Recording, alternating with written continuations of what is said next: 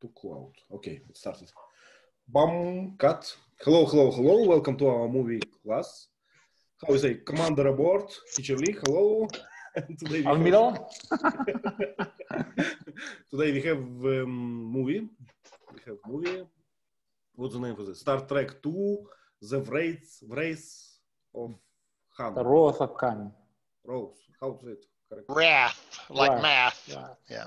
Wraith of Khan.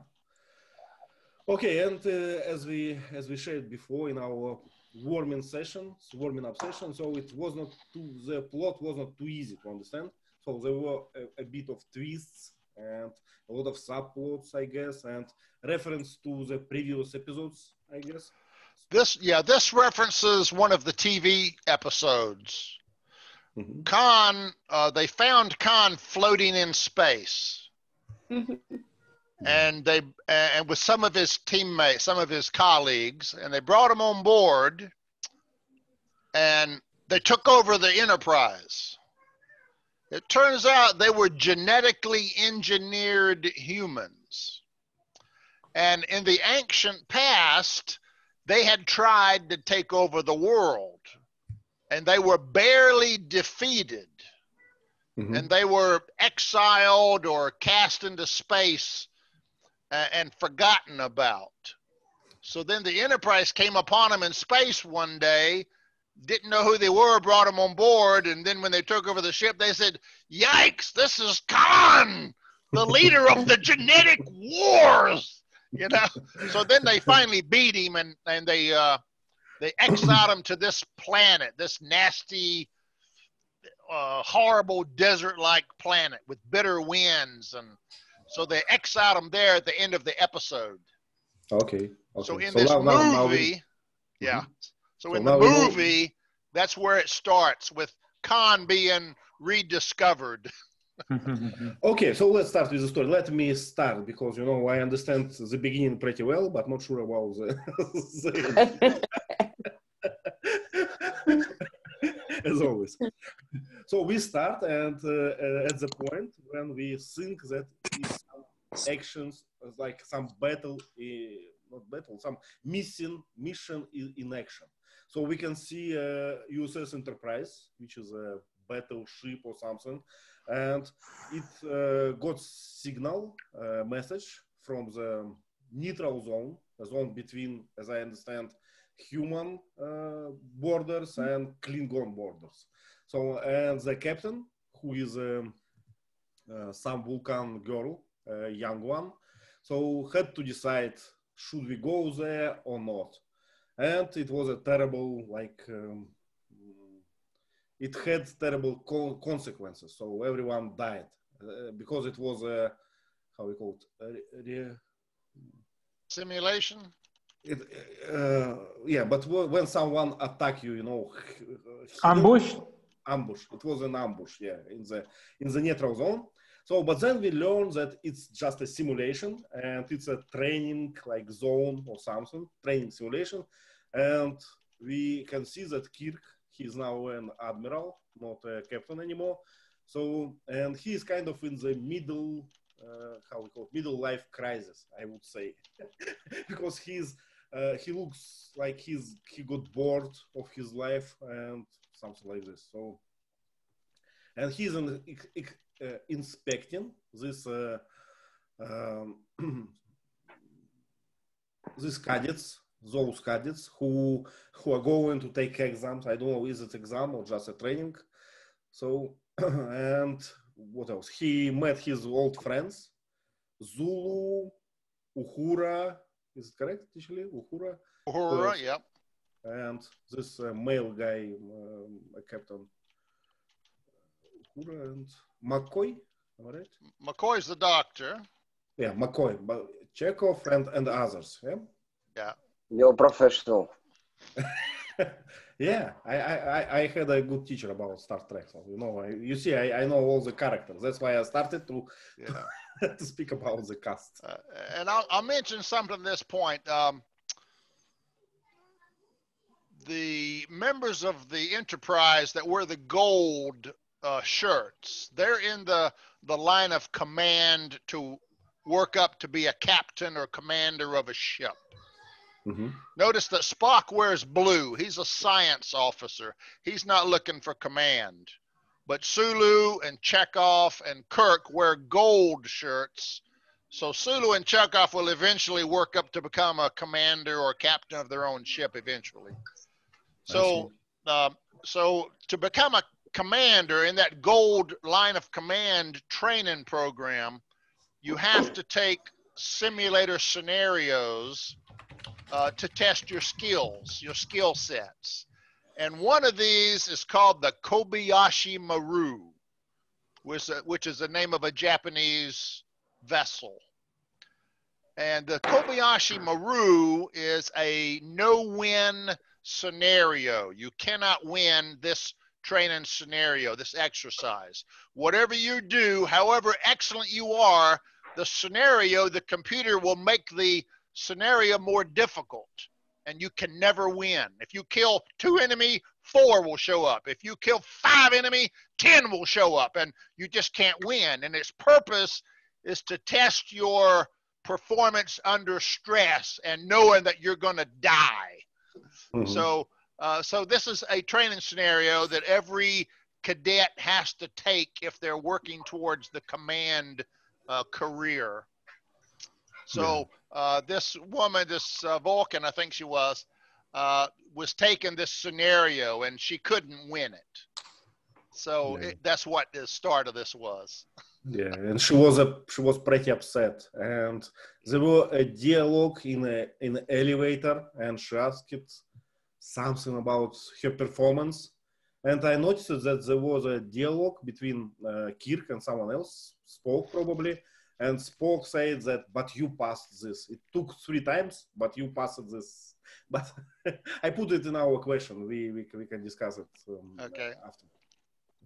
Okay, let's continue with the story. So it's a training simulator, and there is another story with Genesis program. Sergey, would you like to continue?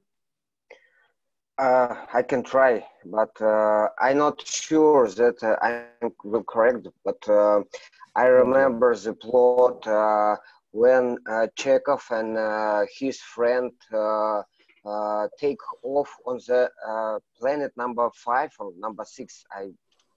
I don't remember. And they met Han, and Han capture them. Yeah? Capture them, and Han started to tell his story about prison inside this planet, and he showed some animals from this planet. It was most interesting moment for me because it was very scary, because I imagined how something put inside your hand and in your head, and started to eat your brain. It's not good. but it does happen. It does happen. We call this liberalism. It get inside and eat you inside. Yeah, and unfortunately, maybe fortunately, I don't know. I didn't watch the first series of this movie, and I don't know what's this problem between the Kirk and Han, but obviously they had a problem, and the Han's a negative person, and they talked about his wife, and after tale about these animals, he put 2 animals in their hand inside to Chekov and inside to second guys, and but it was not animal, right? It was an eel or worm, something like this. Worm, right? Yeah, worm. Mm-hmm. And speaking about Han's story, Teacher Lee just described it, that that they have a battle before, and but Unfortunately, the plot of Star Trek is very difficult for understanding if you don't know about story and you don't know about culture influence in the U.S. Society. In Yeah, you Russia, have to we follow. don't see. We Yeah. don't watch the Star Trek, but I know about a lot of people who watch Star Wars. It's a very famous movie, but Star Trek not. I don't know why. Okay. And Teacher Lee, after please. that, Han, Okay, Sergey, let's yeah, stop on this. Teacher Lee, please. Okay, something I forgot to mention. Okay, in the TV series, when Khan and his people were exiled to a planet, the system had two planets, and one planet was fairly nice, so they were put on that planet to live forever until they died. Mm-hmm. And what we learned in this movie is Chekov and his captain, his new captain, they land on this. They find these two planets, but something had happened in the solar system and moved them around, and they didn't recognize it as the same system. So when they landed on this planet that was nasty and windy and desert, they didn't realize that that used to be a very nice planet. And when the system got disturbed and its star moved, that planet became horrible and hostile. So they didn't know that they had landed on Khan's exile planet. So when they were looking around, Chekov found this life ring called the Botany Bay. Yeah. And he said, Botany Bay? That's the name of Khan's old ship. Oh my God, this is Khan's place. We got to get out of here. But it was too late. He was obviously scared. Yeah. So, what was it a good word? Derelict, when someone put on the planet or on the island. Yeah. Okay, but we forgot to mention what is Genesis and why they need an empty planet. Gerard, do you remember? Yes, because there was a scientist project named Genesis. Mm-hmm. With this project, it could be created life in a planet without life, like Big Bang, Mm-hmm. like a sort of Big Bang but with life. And the Dr. Carroll was an old friend of Captain Kirk and was in charge of this project. And they were looking for an empty planet to do that, because otherwise, if they do that in a planet with life, the project would kill Mm-hmm. the life. Mm-hmm. And I have a question for Teacher Lee. You know this transporter system? Can it be done anywhere, or they must be in a specific place? Oh, in Star Trek, it can be done anywhere. You just need to have coordinates. You need to have a location to transmit your body to. Mm-hmm. But it can be done anywhere, even inside of a building or outside. Oh, okay. But if you have the wrong coordinates, you can appear inside of solid rock and then die. How they call the system? Beaming or something? Beam-off? Beam, yeah, to beam. To beam, yeah. So to beam. Travel by light rays, like a light beam or a headlight beam. Yeah. Mm-hmm. Mm-hmm. Beam me up, Scotty. Real famous Star Trek line. Scotty, beam me up. Yeah, and we have seen Scotty and his son, I guess, in this episode. Right? Nephew, I think. Nephew, yeah. Okay, so Han captivated our heroes, and now he can control them, right? He just obey. So what do they do after? Gerard, you can continue, please. They try. I think they said to the doctor that the project Genesis was shut down, so the doctor could call Captain Kirk. So if they wanted to track Kirk to come So Khan would have his revenge against Yeah, Kirk. so Han is a very smart guy, right? He Yeah. made this a trick to lure Kirk to come kill him. Yeah. Okay, hello, Vasants. Do you remember what happened after? Yes, So Kirk got this call, right? yes, he manipulated the two soldiers, captain or something, to lie that they need a permission to get the Genesis and something else. So somehow that information transformed to Kirk by the lady from Canada ship. So she said that, why did you give permission to access Genesis, something like that. So then he tried to deny, but the Khan was jamming their signals, so they couldn't communicate very well. Then he decided to get to visit, how to say that, to move towards Yeah, the to captain's go to the station. crime scene, right? It's not a Yes. crime scene yet, but he hesitated, right? Because I remember it was a dialogue or something, and he said we have only like cadets here and only few people with experience. So should we go or not? But because of personal, I think, relationship, because of it was his ex-wife, and the whole situation was unclear, they decided to go. Okay, please, you can continue. And once they reached there, Khan suddenly attacked them.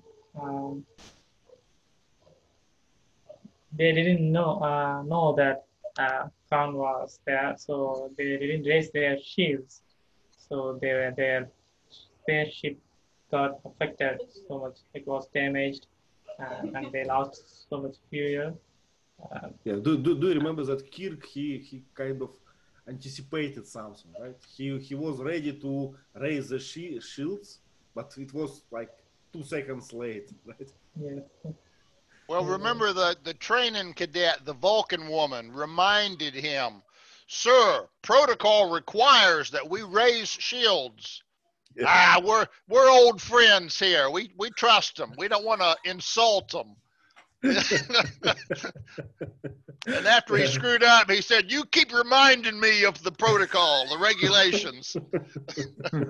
Yeah, it never hurts, right? Yep. Okay, so after Han's crew attacked them and attacked them in a very efficient manner. They knew exactly how to attack. So they damaged the main reactor and the alternative source of energy. I forgot how it's called. So yes, Sergey, please. But you're muted, Sergey. We don't hear you. Sergey, you're muted.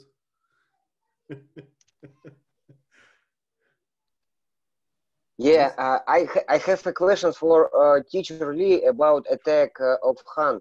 Why Enterprise didn't show these shields?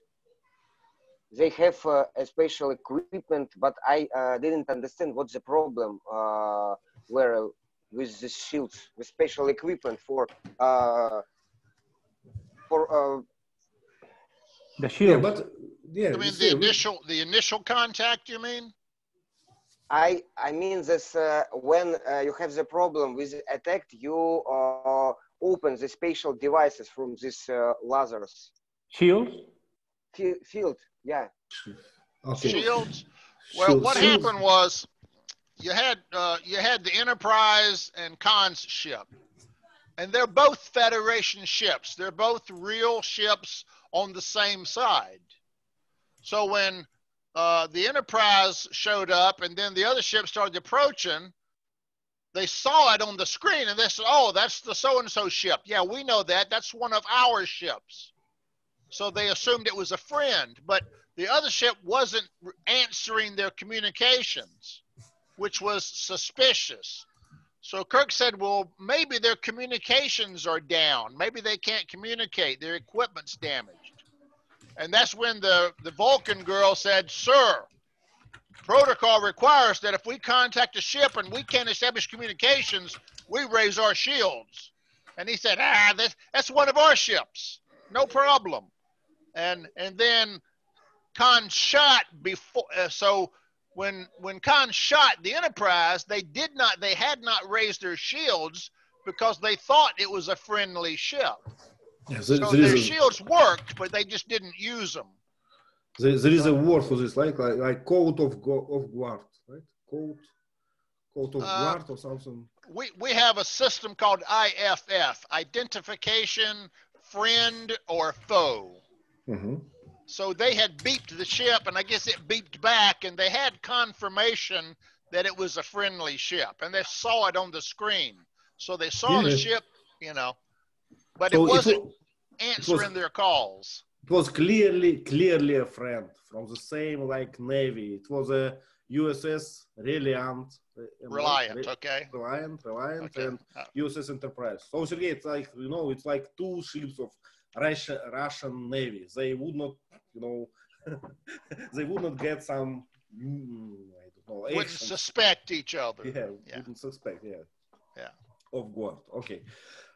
USS Enterprise was seriously damaged. Some people died, and who dies in Star Trek movies? Do you know? Blue shorts, blue shirts. There was many jokes about this. Red shirts. Red shirts. Like Sergei. Yeah. So Sergei, if you go in Star Trek, you will be the first one who will die, because of your color. Damaged, okay, and Kirk and other, I forgot, others, they actually were forced to, what's the word for this, to surrender, right? Because they off guard, they don't have any weapons, and Han, who was on the screen, he said, you have 15 minutes to surrender, I guess. But they used a trick.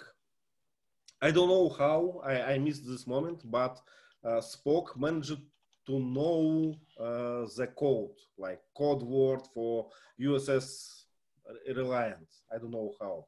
So they reprogrammed them, they removed shields and attacked him back. Attacked her back, right? If it's USS Reliant, is it still her, actually? Again? If the name of the ship is USS Reliant, right? Am I correct? Yeah. But it's still her, right? Attacked her. Oh, her, still, all ships are female. Okay. Because Reliant somehow, looks masculine to me. Yeah. So the Federation, Kirk's Navy, if you will, space fleet, they had a protocol that if another ship was disabled or all the crew died for some reason, they could send a code word to the computer on that ship and take control of the system by remote control, like remote desktop on a computer. Okay. But it was an old, no one had ever used it. So it was kind of ancient and almost forgotten. So when this happened, Kirk said, oh, that's something we can do. Look up the old password. So the computer went back in there and they found the password to take control of the Reliant systems. So he sent the password, and right when he was going to surrender, he lowered their shields from the Enterprise, and then they shot and wounded Khan's ship, so they were both badly crippled. Right. It was a trick, right? It was a trick because the technology was kind of obsolete, I think. Okay, Gerard, do you remember? Yes, the reason they could send this code, it was that Khan asked them information about the project Genesis. Okay. So they took advantage of that. They sent the code. So he was open to transmission, right? Yes. Okay. He didn't suspect that it was a trap. A Trojan horse virus. A Trojan horse. A virus. Yeah. Sort of. Nice point. Yep. Yeah. So both ships are damaged like seriously. They cannot move or something. So what happened after draft? Do you remember? I think then it's when they go to the nebula. There is a nebula where it makes the ships that they cannot raise the shields. So it like both ships would be warp. So in the same conditions, you know, it would be better for the U.S. Enterprise because the U.S. Enterprise is more damaged. Yep. So they will have more chances to beat the Reliant in this nebula. And then Okay, so and I don't remember actually what was the next step. So well, the battle strategy, when they're blind, they have no sensors, so they can't see each other, and they're in this cloud, so it's kind of like two ships in the ocean. But they said Khan was smart, but he wasn't experienced. He was maneuvering like he was a surface ship on top of the ocean in a plane. And Spock reminded him that Khan's thinking was two-dimensional. So Kirk decided to become a submarine and went down and came up under Khan. So that weakness in Khan's thinking due to inexperience was how Kirk managed to get the jump on Khan and defeat him. Yeah, yep. I remember. And they like, what's the word for this? They beam it out of their ship, right? So when pirates go to your ship, how we call this? Abordage or something? Boarding, they board your ship. They board your ship. So the crew from Enterprise, they boarded Reliant, right? Or not? I don't remember. I don't think they didn't put any people on board. They just beamed the device, which was about to explode. Yeah. Okay. Okay. Sergey, can you continue? Do you remember the story? After the battle? I think that the Enterprise used the spatial transportation system from Enterprise to Reliant. If I correct, I'm not sure. They have found a lot of dead people. They put the wires inside this put your necks. Necks, yeah. And they found Chekov with his friend, and Admiral Kirk told that they are good. They had some conversation about causes, about something, and they started to go forward to Enterprise. But suddenly, Chekov with his guys put the special guns with laser. If I correct, I'm not sure. They found some people from laboratory, and I didn't understand what's the problem with laboratory, but they killed one guy from laboratory, and after that Khan spoke with via special transmission with black guys, and black guys wanted to kill Kirk, but he can't, and he killed himself. Yeah. And after that, Chekov throw, and the worm went outside from this hand. Yeah. It's an interesting moment. Actually, between worm and eel, is there any like differences? Worms are small, and eels are long like a snake. Okay, but it's the size mostly. Okay, about size. Okay, so battle in this ship. What's up? Do you remember this? Can you continue? Yes, during the battleship, Khan's spaceship was severely damaged and he was about to die, but he wanted to detonate the Genesis device uh, in order to kill everybody because the basic idea of Genesis is it will create a life from nothing, but also if there is any living creatures, it will destroy. So,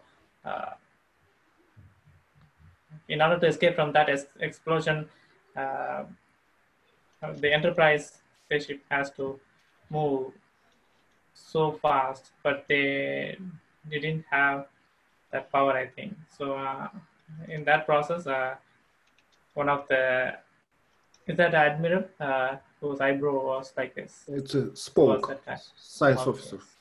Okay, the science officer. He went into a radiation, a room with some kind of radiation. And he went there without any suit, proper suit to protect himself from the radiation because they don't have time. They didn't have any time. So he went there and with his bare hand, just with a couple of gloves, he operated with the radiation. He did something, then he was affected and he died in that process. So Spock, he sacrificed his life, to the, how to say? In order to save the friends and And there was a quote, I guess it must be famous. So a few men more than one, or something like this. Spock said. Julie, do you remember? The needs of the many must outweigh the needs of the few or the one. Exactly. Yeah. So, and because Spock was without any emotions, right? He's a Vulcan race. He doesn't have any emotions. He just calculated and decided that it's time to sacrifice my life, to save others. Yeah. It's very convenient to have such a friend, right? But one point, I think Spock is half human and half Vulcan, isn't it? Yep, probably. Spock is half human, half Vulcan, correct? Yeah, so he's got some emotions that try to come out sometimes, but he tries to keep them in out of pride, which is a human emotion. Okay.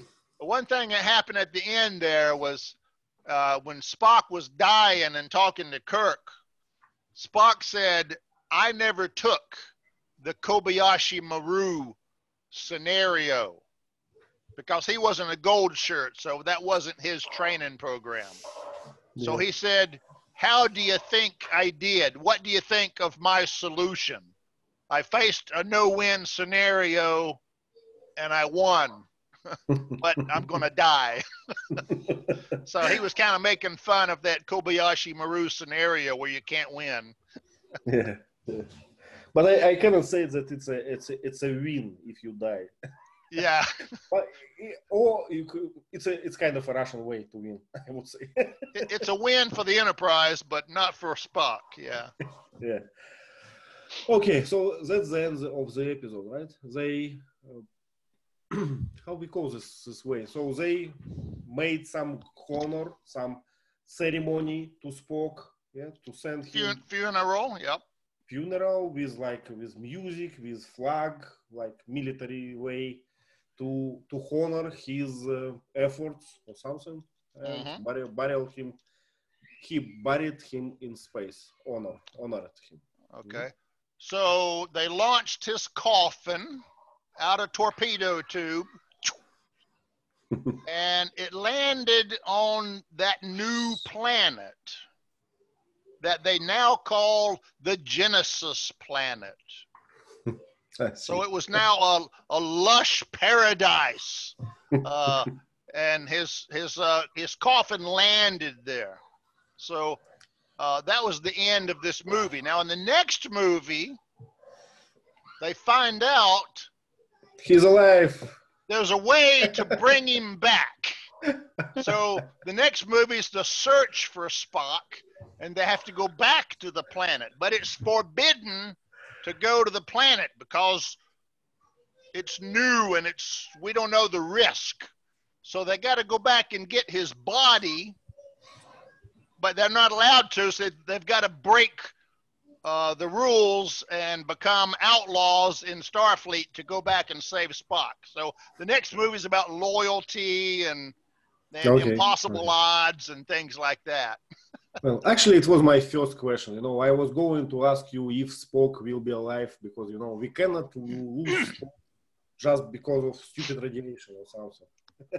Yeah, now, you've got to understand that the original Star Trek came out in 1966.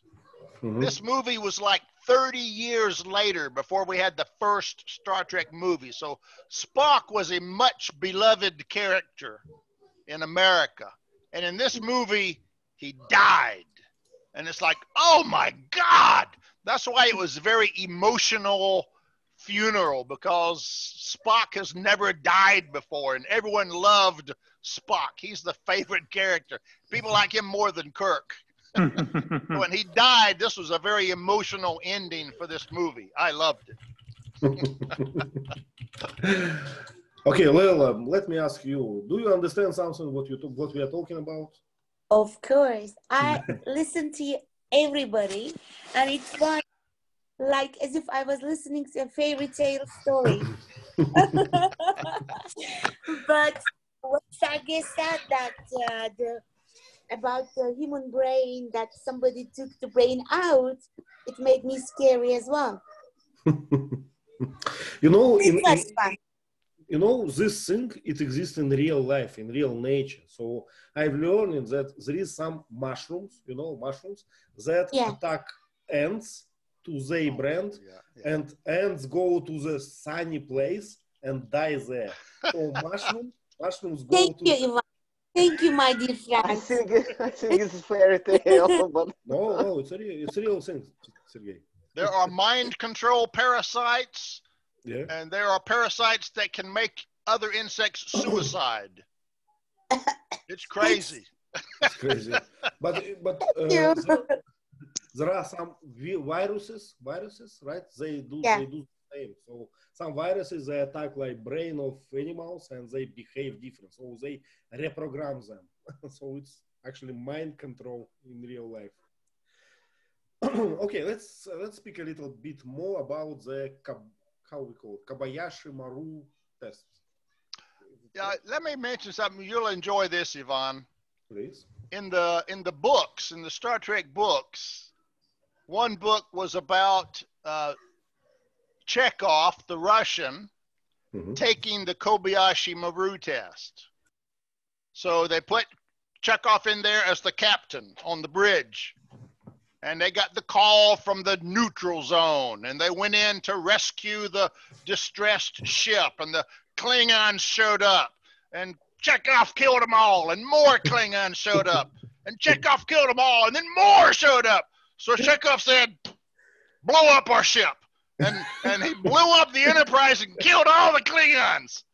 So then they have a debrief, and the training guy is saying, Mr. Chekov, tell us how you think you did. I think I did pretty good, sir. You told me to blow up the Klingons, and I blew up the Klingons. Well, that's correct, Mr. Chekov, but how do you think your crew felt about your decision? You also blew up billions of dollars of U.S. Federation property and blah, blah, blah, blah, blah. So tell me exactly why you think you did so well. I blew up the Klingons. Well, maybe you shouldn't have killed all your crew. That wasn't one of the requirements. The requirement was to blow up the Klingons. I blew up the Klingons. Well, it tells me that back then, at that time, you understand Russians better than now. because this thing, hand grenade. So hand grenade is the last thing what Russian soldier has. if you are, you know, if you got shot or something and you are dying, so you probably will get a hand grenade, you know, to wait your enemy and then made a big blast. So I'm not joking, you know, it's in our military books. Yeah. So Chekhov just followed it. So it was a very funny book because Chekov said, "I got the mission done." Exactly. You didn't tell me to save my crew. Exactly. Oh. Yeah. The goal is the most important thing. You know, no one That's right. cares. Okay, so we know from the movie that Kirk took this test, Kobayashi Maru, 3 times, and he was the only one who survived and got the mission accomplished. I learned that from IMDb site. I read this trivia facts or something. So what do you think? How he managed this? So he tried 3 times, but eventually he win in no win situation. Any, you know, hypothesis, please. Let's let's be creative. Sergey, what do you think? How Kirk managed to survive? Oh, I don't know. I don't want to think. Just give me a hand grenade, right? Yeah. And the movies never, the TV shows never said how Kirk won, but the book did. The book explained how he won. And what Kirk did is he cheated. He reprogrammed the computer. So during the scenario, he went into the neutral zone and surrounded by Klingons, and the Klingon comes on and says, "Surrender!" "Dear Klingons, this is Captain James T. Kirk of the USS Enterprise, Federation starship." And the Klingon came back, "You mean the Captain Kirk? Oh my God!" And the Klingons withdrew. And after that, the training people knew that he cheated. But it was told in the movie. This movie was told that he cheated. Did they say that? Okay. That's right, he did. That's right. But I don't know. We don't know why. We didn't know why. How? How? Yeah. How? So he won, but he cheated. So after that, he was kind of a rogue officer. It kind of tainted his reputation a little bit for being a cowboy. Okay, so we know now about this experiment, this test, Kobayashi Maru. We know how Kirk made it, how Chekov made it. You know, there are different strategies. So, but what do you think? What Captain may do during the experiment that he will not get, you know, his promotion or something? So, if he start crying or what they expected from him? Yeah, it's just it's a test of emotions and motivation. If you just kind of give up and say, "God darn it," you're angry, you're sad, you cry, you yell, you scream. It's a psychological test to see if you can handle defeat without going nuts. Although you know it's training, so I'm not sure it's a good test, but that's the idea. It's a mental test. You pass or fail by how you react to losing. Yeah, I see. I remember that in my military education, which was short, but I was told, so you are going to be an officer. You always stay calm because people look at you. Whatever happens, you stay calm. It's easy to say, but I don't know how to follow this. I will manage one. Sorry, Lena? I will manage.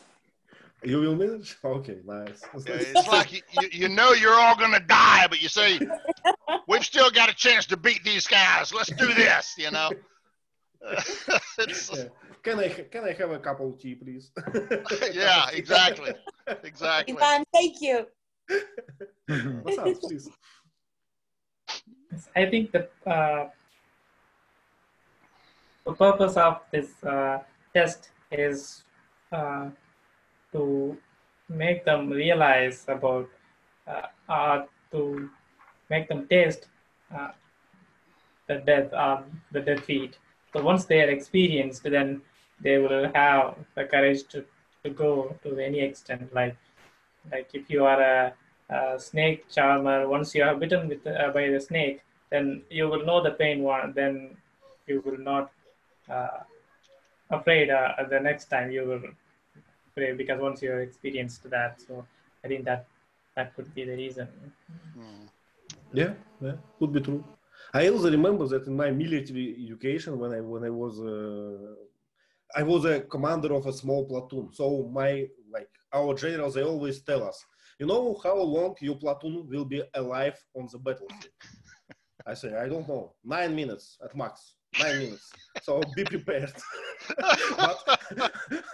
but what they said me, what they tell me, they told me, you have to accomplish your task in 9 minutes, you know, so we don't. It was very motivated. For you. It's a good motivation, yeah. So I said, how 9 minutes? We have tanks. How long tank will survive on the battle? 2 minutes. 6 minutes. Something like this. Yeah, that reminds me of the old Tom Cruise movie, you know, Live, Die, Repeat. He hits the beach and in 1 minute he's dead.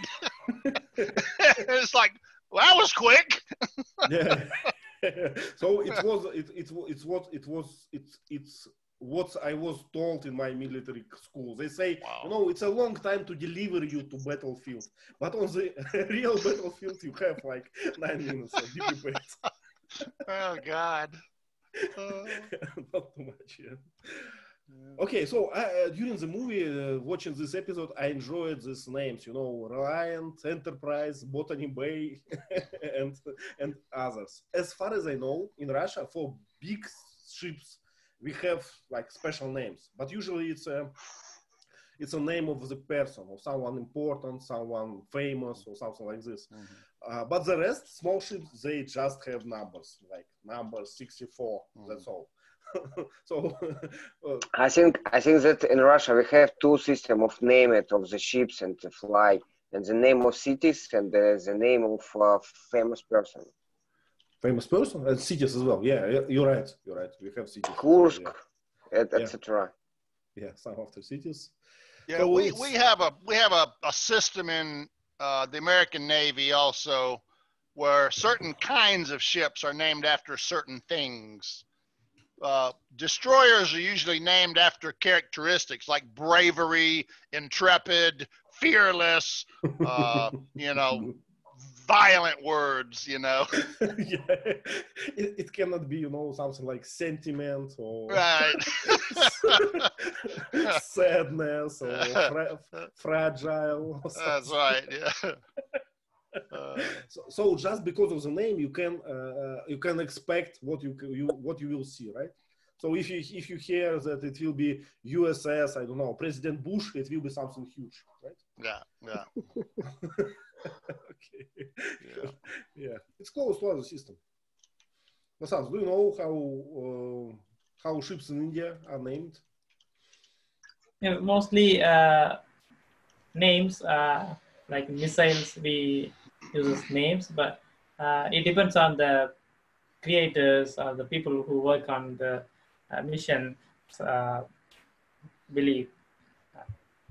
If they are so religious, they might get some famous name from their old scriptures, and it will have a backstory. The name will have, because it might describe the character of a person. Well, it's interesting, you know. Masans, you just reminded me, you know, in Soviet Union we have like I don't know how to say it, incliners to secret things. So they try to do opposite. They try to make a name that you never can guess what it is. So it will be some abstract notion, like, you know, it will be something unimaginable.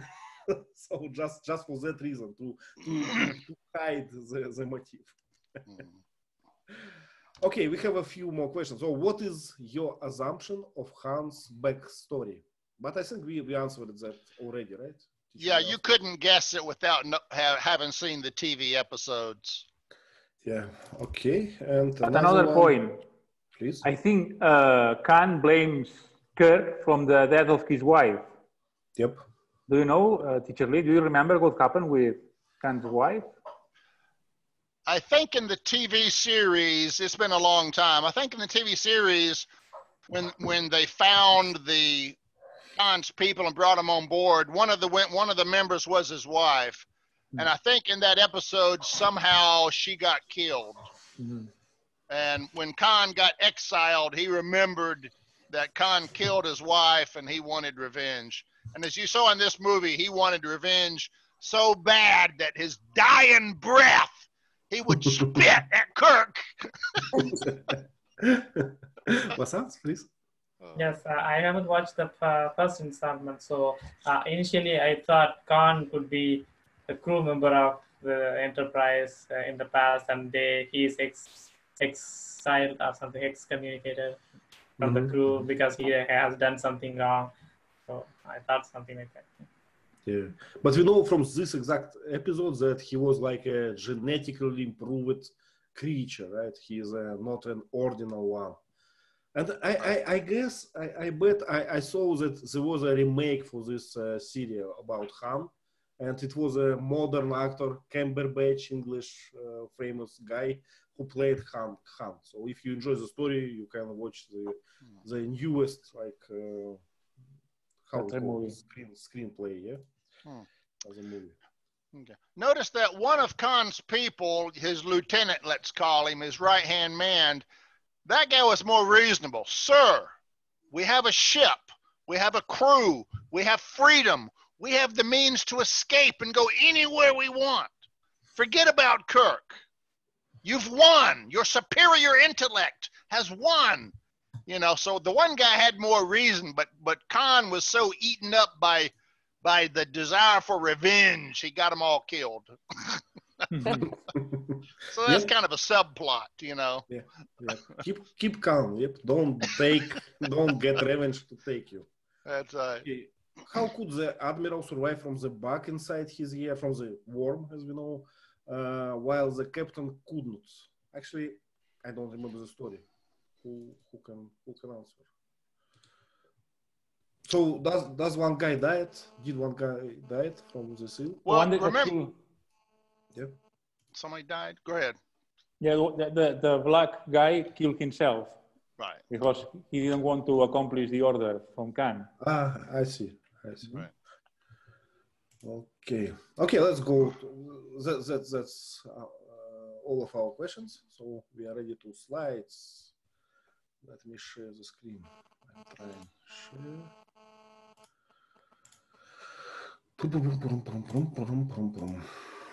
Okay, I hope you can see it. Okay. So Vasant's new font as always. And this one, this one is violent.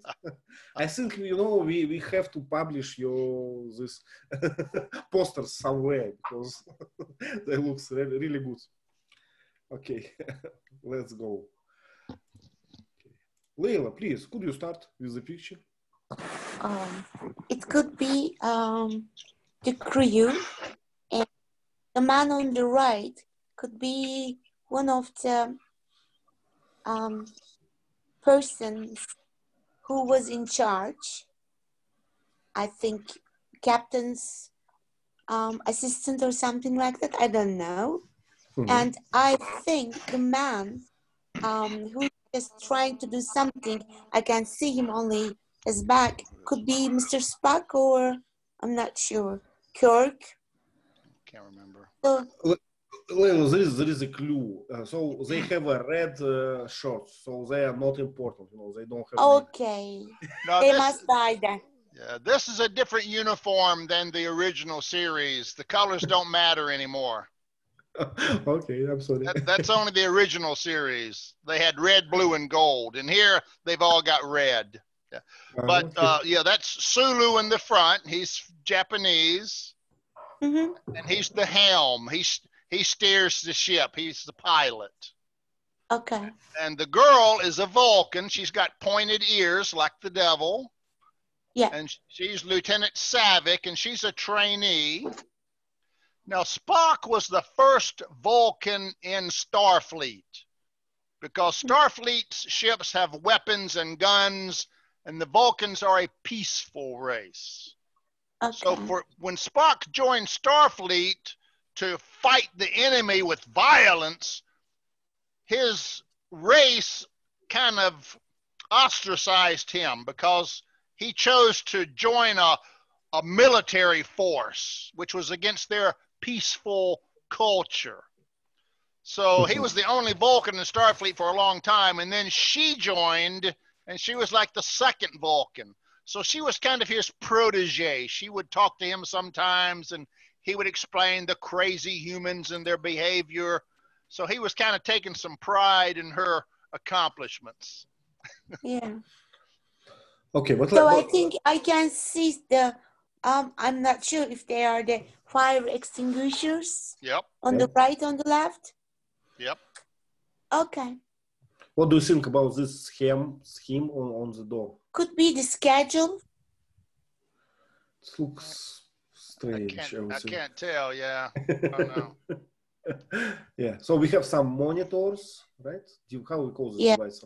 Radar, no? This circle monitors on the top. Just monitors, round monitors. Monitors. You know what? Maybe on the elevator door, I think that may be a map, kind of a map. This elevator looks like it can go up or down, and it can go sideways. So we're in location A. So if you get inside, if you want to go to B, then you go to the left. If you want to go to H, maybe you go down, or G, I can't tell, but I think it goes in 4 directions, and that may be a map of which direction goes to which lettered section of the ship, I'm guessing. Yeah, I understand. But it's a strange design anyway, because, you know, when you get inside, you don't see the scheme, right? So you have to memorize it first. Good point. Good point. So probably it's an indicator of from where it's going or something. Yeah, I don't know. Yeah. Okay, but let it be a secret, okay? So this thing with a, I don't know how to call this. It's a kind of a scheme with a blue rings on it. It looks like I don't know, some indicator of some engines or something, some mechanism. Graphic display. Graphic display. Okay. Yeah. So when the movie is pretty old, right? So it's a fantastic design for that time. I think. Well, this is newer than the old 1967. In 1967, they were very primitive. I see. So the girl, she has, how we call this? Badge or insignia. Insignia, and how we call this thing? It's kind of a lapel, but it's a vertical. Yeah.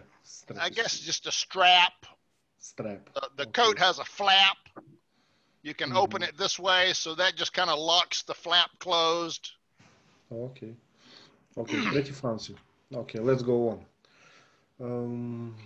Sergey, please, could you describe what we can see there? I think that's it's a navigation system, maybe Kobayashi Maru. Yeah, it's a test. You know, Kobayashi Maru. It's the name of the test. That was the ship that they had to go rescue. Yeah. This is the Kobayashi Maru. Need help. Okay, so they were bringing up ship data. Okay, let's try to decode, you know, this writing. So what is it about? So let's try to guess the story. So, for instance, at the left bottom, I can read. I think that's in. Please.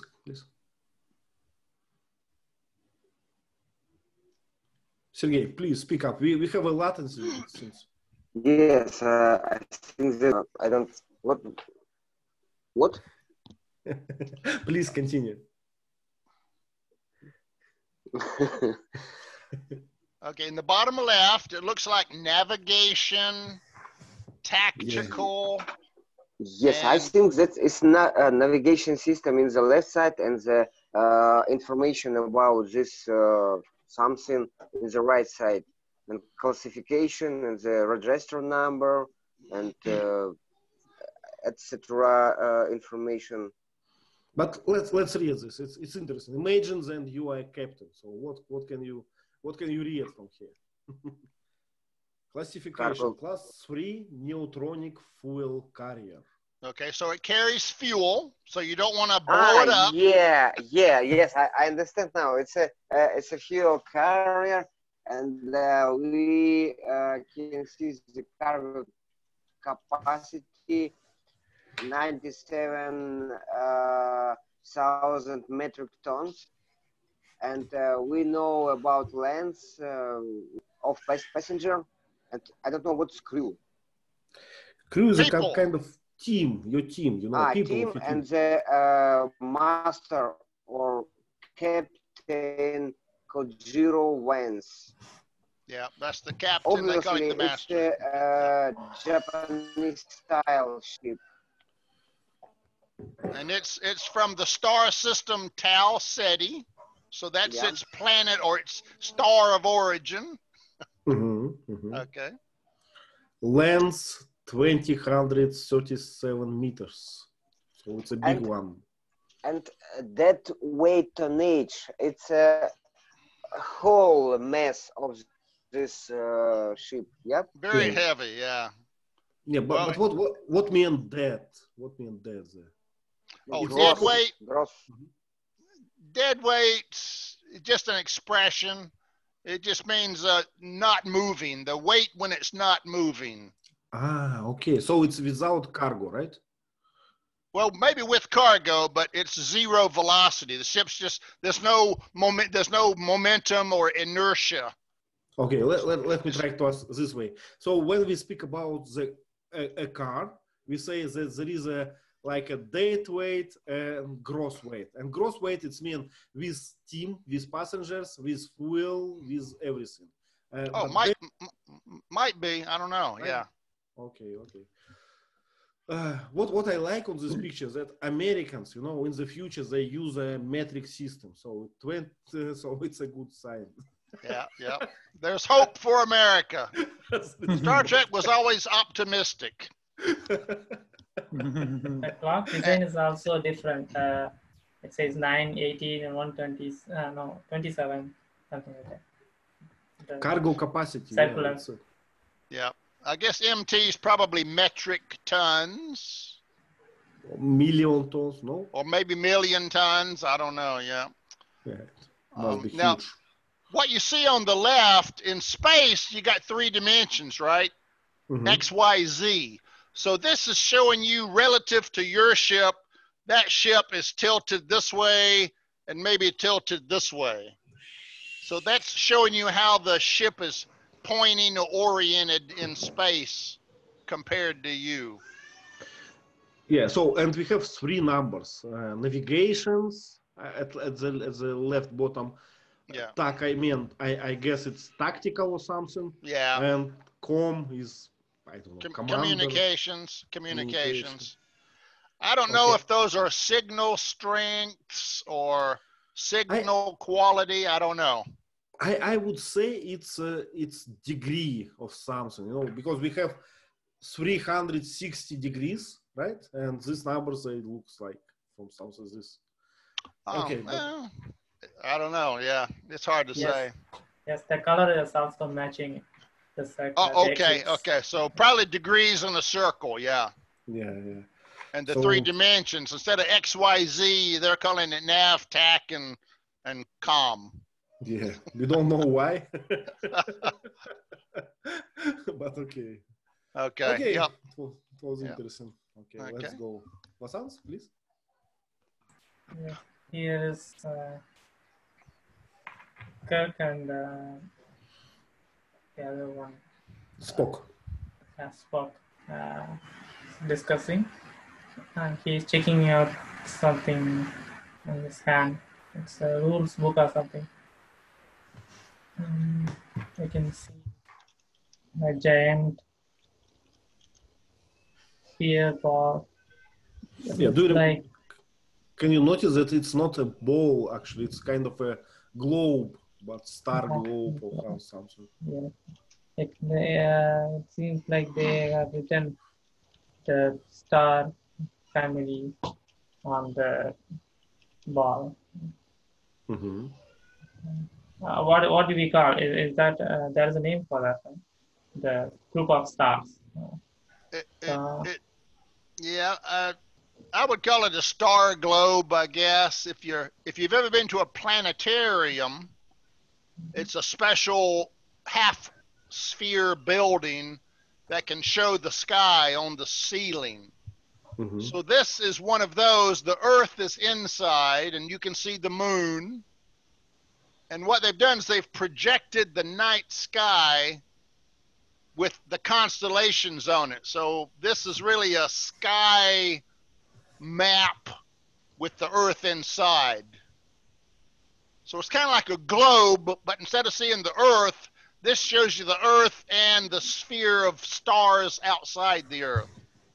So it's like a super globe, Mhm. a celestial globe. Celestial.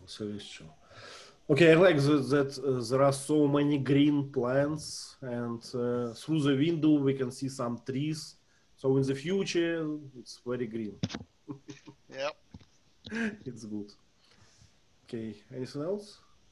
This kind of decoration pattern, it looks, I don't know. It doesn't look like familiar, so it's fantastic. Invented something, yeah? Abstract. Yeah. Abstract, yeah. Okay. Okay, let's go on. Gerard, please. Okay. We can see a room with all weapons and antiquities. How do you call these vessels? Small vessels? Ships, no? The models, you mean? Yes, the models, small models of ships. We'd call them model ships. Okay. Yep, a tall ship, yeah. Tall ships. Clocks, I don't know, antiquities. Some Yep. wines and old wines.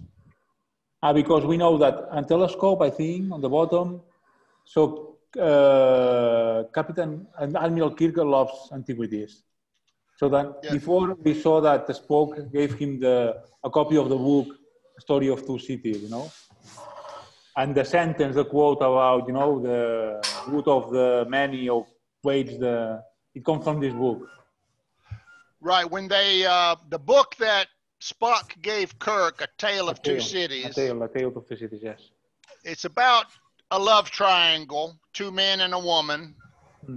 And at the end, one man sacrifices his life so the other two can be together. And when that guy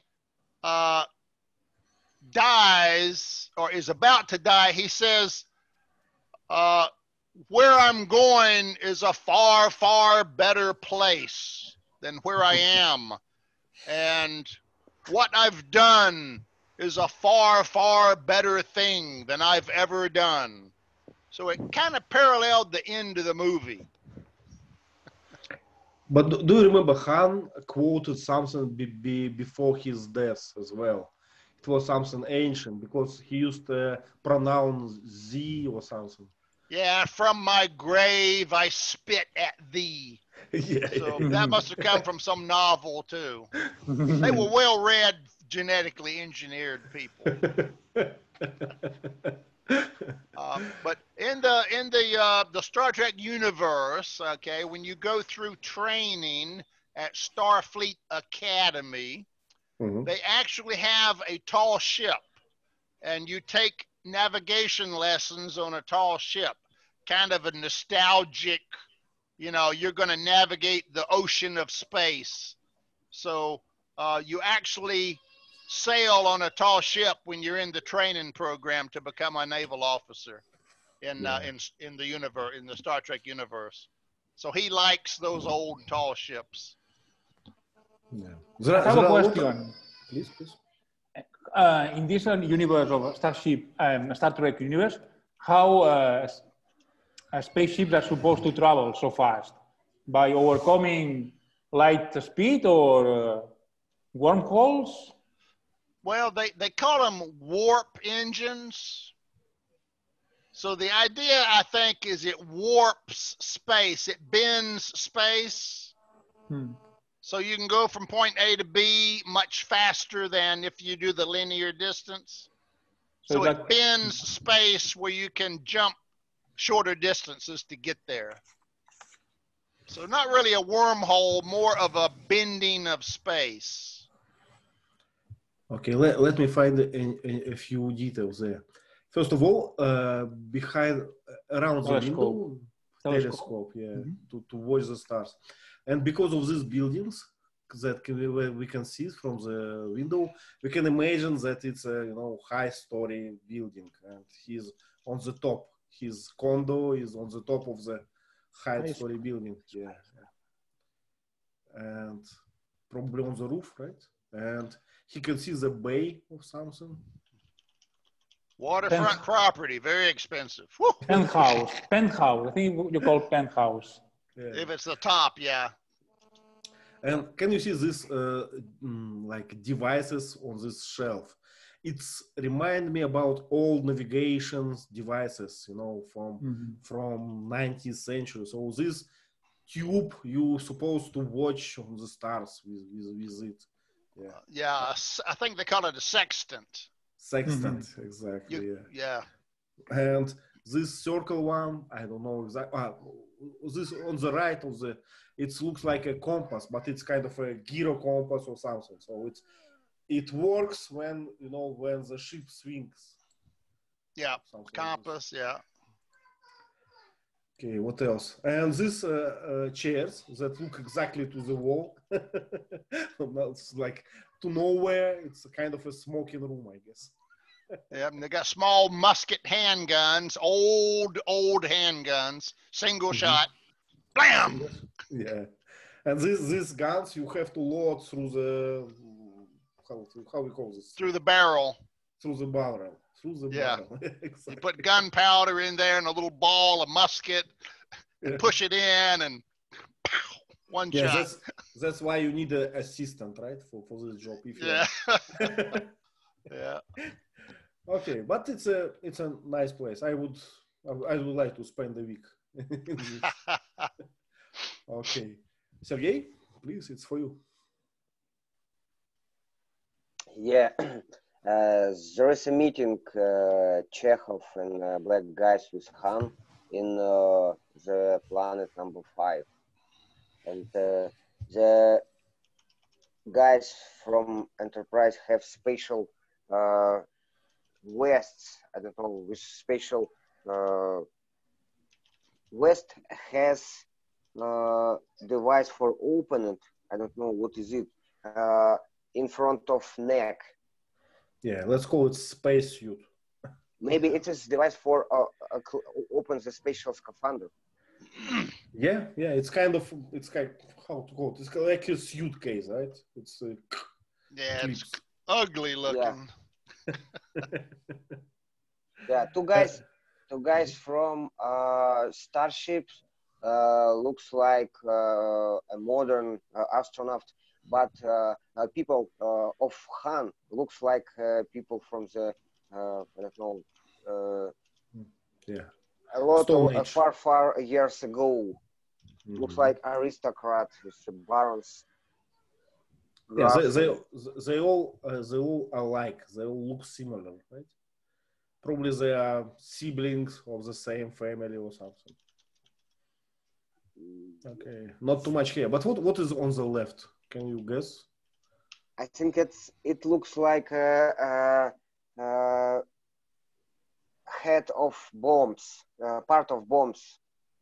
Looks like a nuclear bombs. Okay. It looks like maybe. Yep. Yeah, good try. And what is the need of the handle in front of the ship? Yeah. Just for this scene. For spacewalks. For spacewalks, you can hold each other. Come here. Can you hear me now? I think when you undress, is a handle to transport your suit. It might be, yeah. Something else about Star Trek, the original TV series, is the TV shows would sometimes talk about social themes. Mm-hmm. And this episode in the TV series was about genetic engineering of humans. Mm-hmm. So this is one of the early shows to say, if you've got normal people and genetically engineered superior people that are stronger, healthier, taller, more intelligent, who should rule the earth?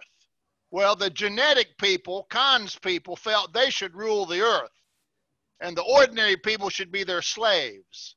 So that's why they had a war. And I guess because the ordinary people outnumbered the genetic people, the normal people won and exiled this. This might make you think about Hitler. Hitler thought that the blonde race of his was a superior race or whatever, and all the other races ought to be slaves. So this has the theme of Hitler and a superior race and that kind of thing. Yep, I understand. So ethical questions to explore and think about. Okay, Masans, please. Here is where Dr. Kirk was talking to his ex-wife, and she was asking about the permission he had given to Reliant to access the Genesis. So while they were talking, the communication was breaking up, her voice was breaking up, and she couldn't hear whatever he speaks. And so this battleship Reliant, he was around science vessel and he jammed the communication, right? He just make noise or something. yes, Jamming, yep. Jamming. Yep.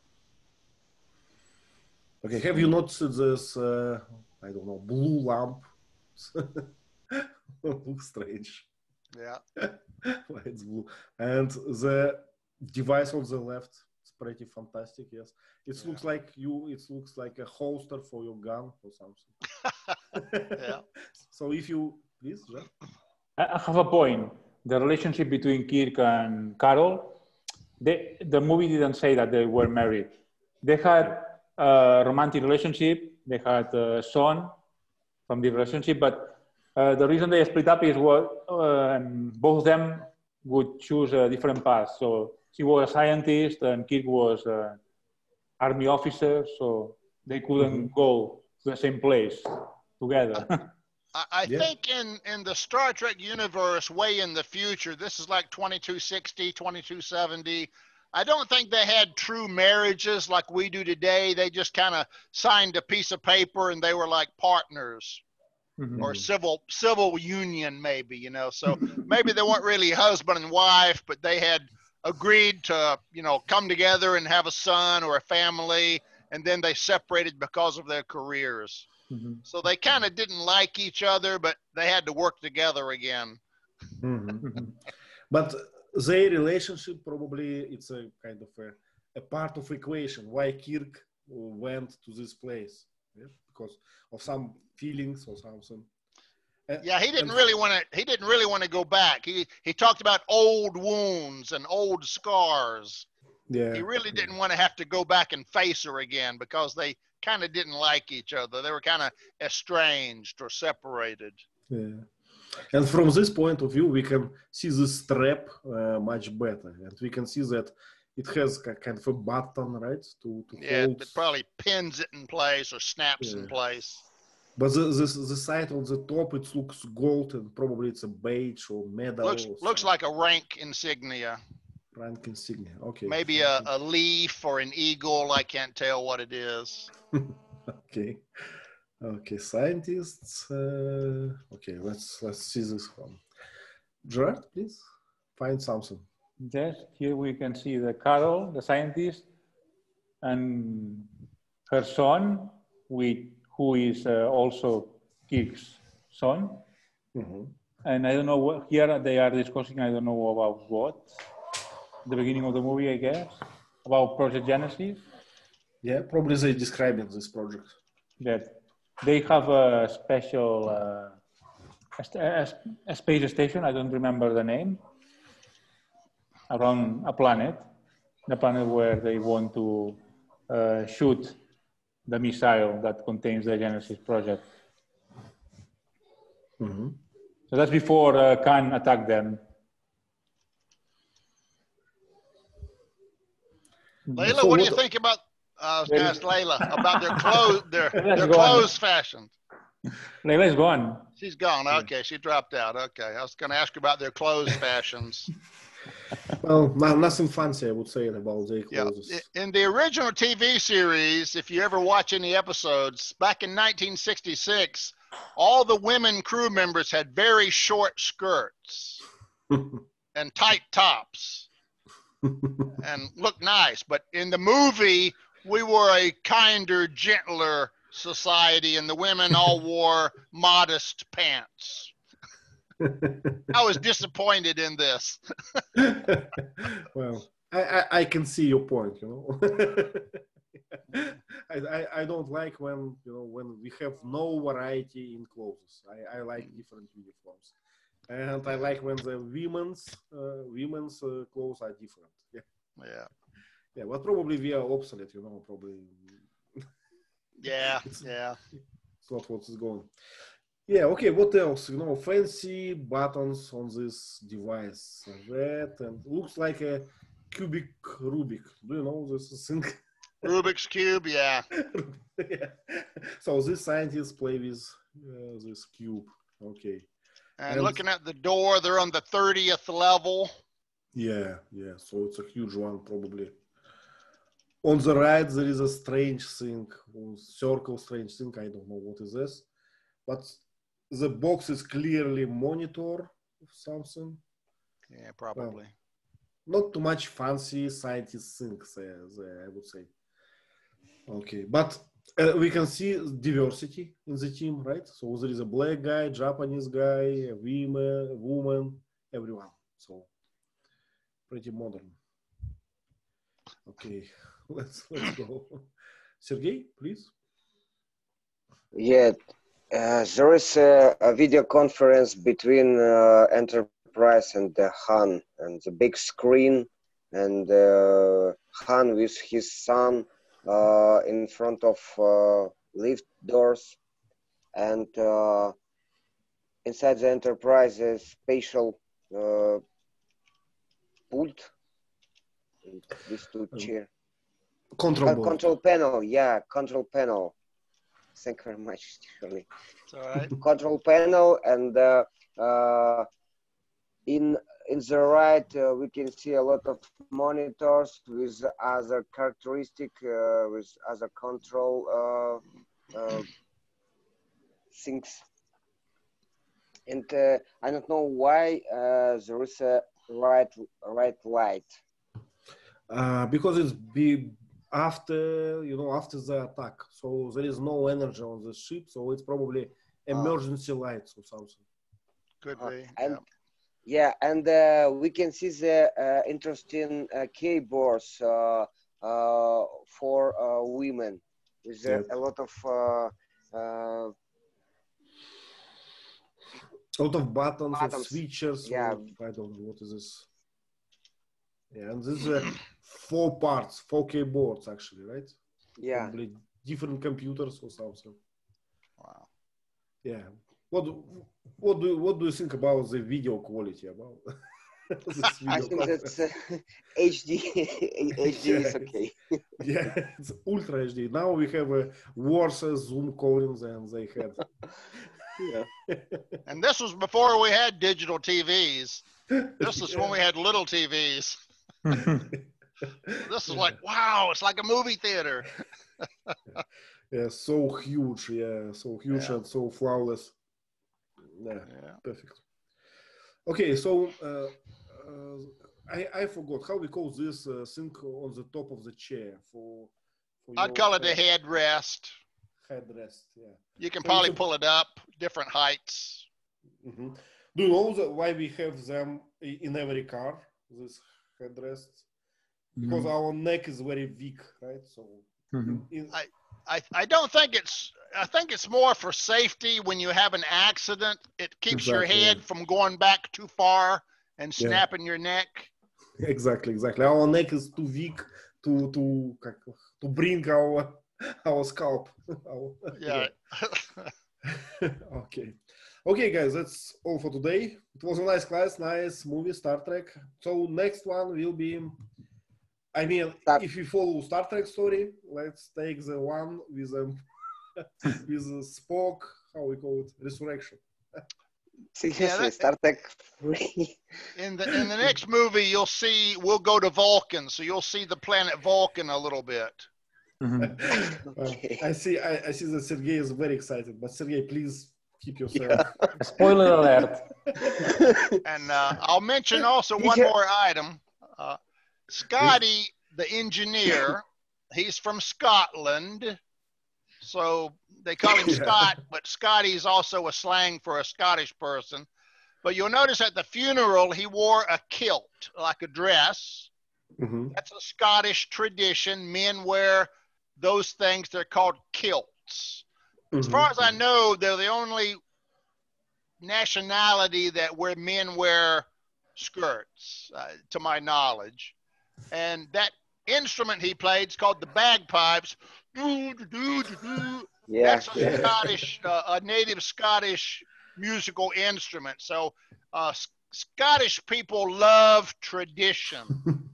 Anytime it's a fancy ceremony, you're going to see their kilts, their bagpipes, their plaid material that's red and black. You know, that's all distinctly Scottish. We have a lot of jokes about these bagpipes that, you know, it's a sound that that's hard to tolerate. So we we sometimes say, if you, to our neighbors, if you will behave bad, I will buy a bagpipe for my children. So they can play day and night. Okay, thank you very much again, guys, and see you next week. Bye. Okay.